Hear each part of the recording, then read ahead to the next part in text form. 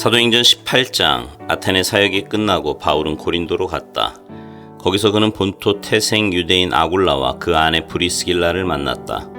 그들은 글라우디오 황제가 유대인들에게 내린 대대적인 로마 추방령 때문에 이탈리아로부터 막 도착해 있었다. 바울은 그들의 집에 묵으면서 그들과 천막 만드는 일을 함께했다. 그는 안식일마다 회당에 가서 유대인과 그리스 사람 모두에게 예수에 대한 확신을 심어주려고 최선을 다했다. 마케도니아에서 실라와 디모데가 오자 바울은 말씀을 전하고 가르치는 일에 전념할 수 있었다. 그는 예수가 하나님의 메시아라는 사실을 유대인들에게 설득시키려고 했었다. 그러나 뜻대로 되지 않았다. 유대인들이 한 일이라고는 사사건건 논쟁을 일삼고 그의 말을 반박하는 것이 전부였다. 몹시 화가 난 바울은 결국 그들에게 크게 실망해서 소용없는 일로 여기고 손을 뗐다. 그가 말했다. 그렇다면 여러분 마음대로 하십시오. 여러분이 뿌린 씨앗은 여러분이 거두게 될 것입니다. 이제부터 나는 다른 민족들을 위해 내 시간을 쓰겠습니다. 바울은 그곳을 떠나 유대인의 회당 바로 옆에 사는 디도 유스도의 집으로 갔다. 그는 하나님을 경외하는 사람이었다. 유대인들을 향한 바울의 수고가 전혀 헛되지는 않았다. 회당장 그리스보가 주님을 믿은 것이다. 그와 함께 그의 온 가족도 믿었다. 바울의 말을 듣는 중에 아주 많은 고린도 사람들이 믿고 세례를 받았다. 어느 날 밤 주님께서 바울의 꿈에 나타나 말씀하셨다. 계속 밀고 나가거라. 누구에게든지 겁을 먹거나 침묵해서는 안 된다. 무슨 일이 있어도 내가 너와 함께하니 아무도 너를 해칠 수 없다. 이 도시에 내 편에 서 있는 사람이 얼마나 많은지 너는 모른다. 그 한마디 말로 바울은 끝까지 견딜 수 있었다. 그는 그곳에서 1년 반을 더 머물면서 고린도 사람들에게 하나님의 말씀을 신실하게 가르쳤다. 그러나 갈리오가 아가야 총독으로 있을 때 유대인들이 바울에 반대하는 운동을 벌여 그를 법정으로 끌고 가 고발했다. 이자는 율법에 어긋나는 예배 행위를 하라고 사람들을 현혹하고 있습니다. 바울이 막 자신을 변호하려고 하는데 갈리오가 끼어들어 유대인들에게 말했다.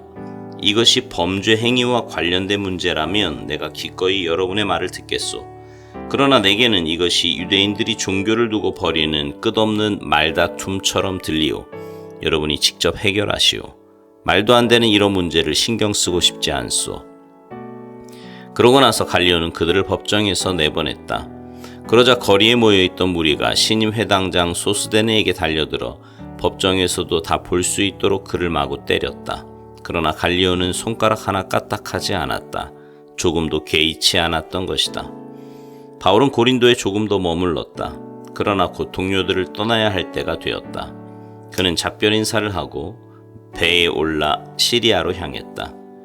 브리스길라와 아굴라가 그와 함께했다. 항구 도시 갱그레아에서 바울은 배에 오르기 전에 자신이 서원한 대로 머리를 깎았다. 일행이 에베소에 도착했다. 브리스길라와 아굴라는 배에서 내려 거기에 머물렀다. 바울도 배에서 잠시 내려 회당에 가서 유대인들에게 말씀을 전했다. 그들은 그가 더 오래 머물기를 원했으나 그는 그럴 수 없었다. 작별 인사를 한 뒤에 그는 하나님의 뜻이면 다시 돌아오겠습니다 하고 약속했다.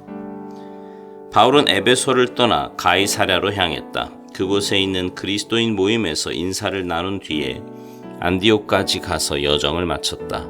안디옥의 그리스도인들과 오랜 시간을 함께 보내고 나서 바울은 다시 갈라디아와 부르기아로 떠났다. 그는 전에 자신이 왔던 길을 되돌아가면서 각 성을 차례로 다니며 제자들에게 새로운 마음을 심어주었다.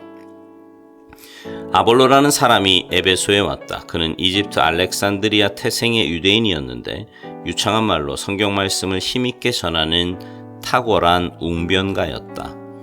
그는 주님의 도를 잘 교육받았고 열정으로 불타오르는 사람이었다. 그가 예수에 대해 가르치는 내용은 아주 정확했으나 그 가르침은 요한의 세례까지밖에 이르지 못했다. 아볼로가 회당에서 말씀을 힘있게 전하는 것을 들은 브리스길라와 아굴라는 그를 따로 데려다가 그가 알지 못하는 나머지 이야기를 들려주었다. 아볼로가 아가야로 가기로 결정하자 에베소의 동료들이 그를 축복해 주었다. 그리고 그곳의 제자들에게 두 팔 벌려 그를 영접하도록 추천장을 써 주었다. 과연 그를 기쁘게 맞아들인 보람이 있었다. 하나님의 크신 자비로 믿는 사람이 된 이들에게 아볼로는 큰 도움이 되었다.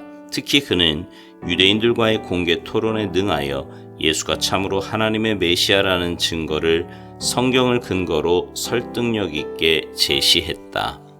아멘.